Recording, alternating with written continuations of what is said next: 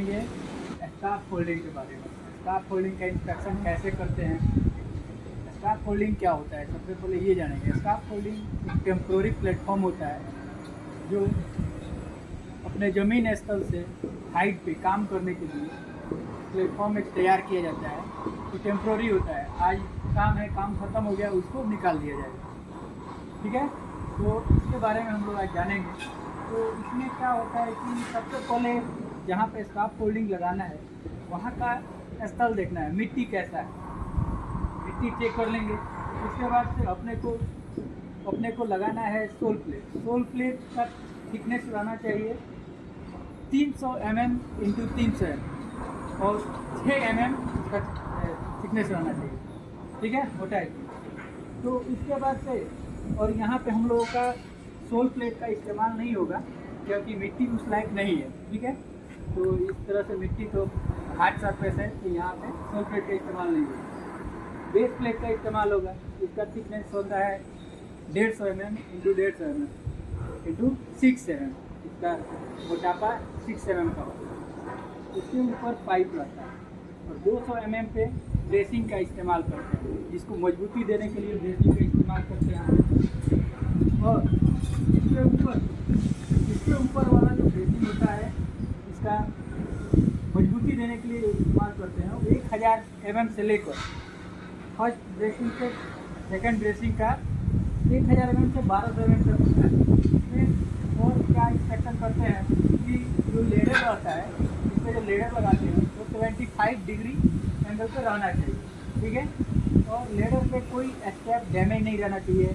Ladder पे कोई step height surface grip surface नहीं रहना चाहिए, जैसे में बंदा चढ़े और उसका पैर स्लिप करे और गिर जाए।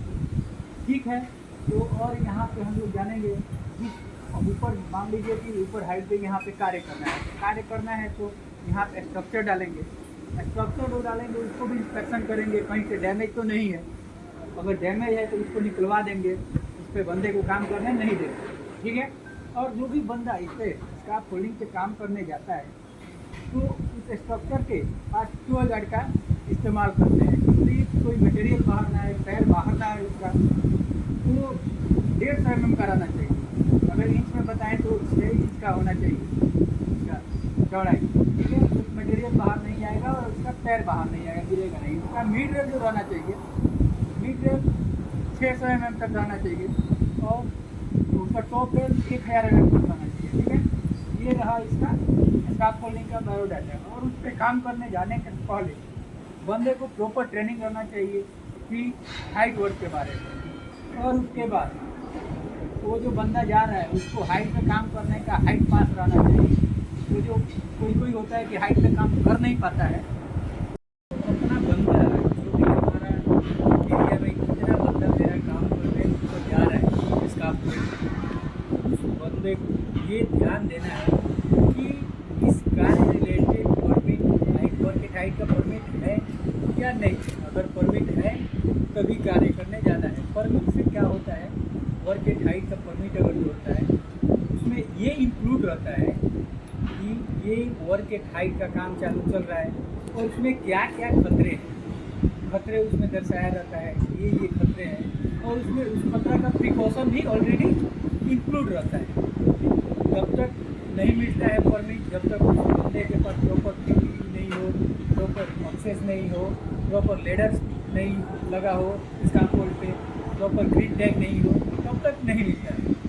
तो ये सब परमिट लेने का प्रोसेस है। ठीक है, परमिट अगर मिल गया तो आगे का क्या करना है, वर्कर को अपनी वर्कर को ये देखना है। परमिट तो चलो मिल गया साहब, लेकिन जब स्काफ फोल्ड पे हम लोग जाएंगे, लेडर पे चढ़ेंगे, चढ़ने से पहले अपने को ये देख लेना है टैग क्या होता है स्काफ फोल्डिंग पे, कि टैग 3 टाइप का होता है। एक होता है कि रेड टैग और एक येलो टैग और एक ग्रीन टैग। तो ये ध्यान देने वाली बातें रहता है कि जो रेड टैग होता है ना, रेड टैग कहता है कि उस पर काम नहीं कर सकते, वो डेंजरस है, ये काम करने लायक स्काफ फोल्ड नहीं है और उस पर काम करने ही नहीं जाना है अपने बंदे को। और भी देख लेना है कि वहाँ येलो टू टैग नहीं है, तो येलो भी टैग है तो उसके भी काम करने नहीं जाना है। क्यों नहीं जाना है कि उस स्काफ फोल्डिंग प्रॉपर अभी तैयार नहीं हुआ, उसमें काम चल रहा है। ठीक है, जब काम चल रहा है तो उसमें काम कैसे तुम जाकर खड़े होकर कार्य कर सकते हो, उस पर भी हमको नहीं जाना है। जब तक ये नहीं उस पर देख लेना है अपने को, अगर ग्रीन टैग लगा हो और उस ग्रीन टैग पे वैलिड डेट रहना चाहिए, 1 सप्ताह का वैलिड डेट होता है।